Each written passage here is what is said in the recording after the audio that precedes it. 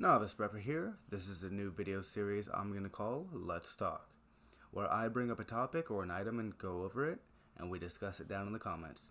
This will be an audio-only format designed for those on the go. There will be no visuals. Hello everyone, Novice Prepper here, and on today's episode of Let's Talk, we're going to go over the Gray Man Theory, aka the Gray Man Directive. So what is a Gray Man? A gray man is someone who can blend in with the crowd without standing out.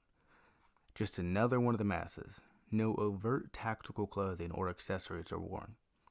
There is no one outfit or style of dress that will be universally gray man. Blue jeans at a black tie event will stand out just as much as a tuxedo in the park.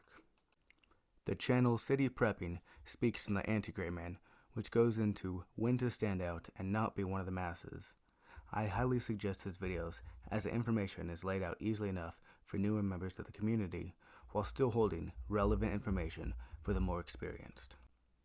I myself have been watching his channels for about 2.5 years. If you are the only one not panicking during a disaster, others may take notice and assume you are more prepared for such an event than they are.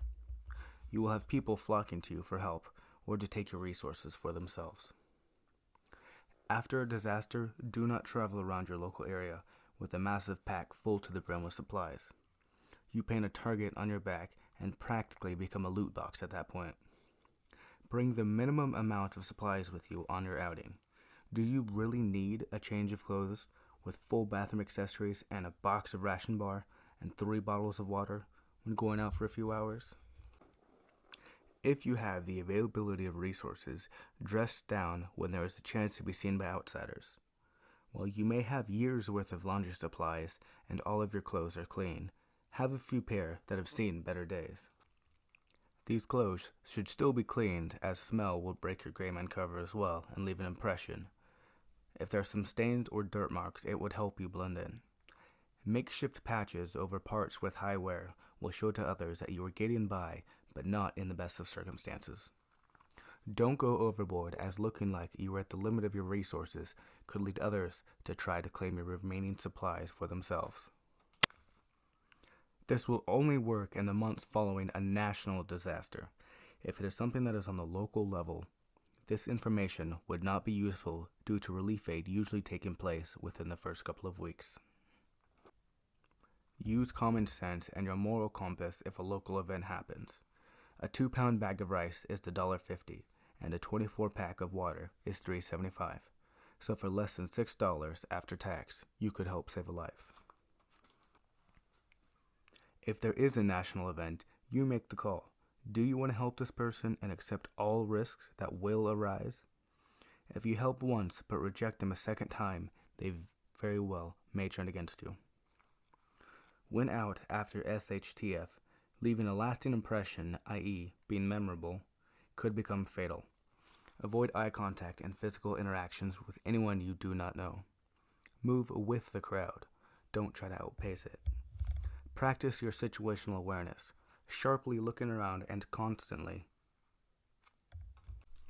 will draw unwanted attention. Be casual. See what's around you.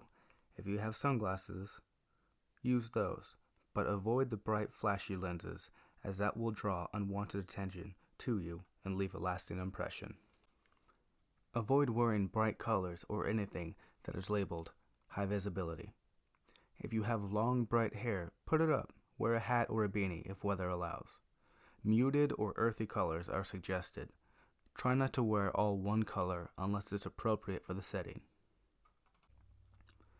For gear, keep your medical and self-defense supplies within easy access but not openly worn. Tactical bags should be avoided in this situation. Check your local thrift store for a suitable bag, but don't go with your first choice, as that is usually the one that draws your attention first. If you are heavily tattooed, keep them covered as much as possible. Long pants and sleeve, scarves, and neck gaiters or gloves where appropriate. Cover or remove logos. Plain and unmarked is best. Wear layers when possible, as it helps passively conceal any gear you may have on your person.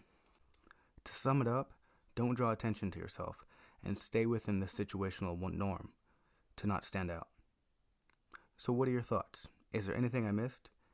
If this style of content is something you enjoy, please let me know down below. Thank you for joining me on the journey to preparedness.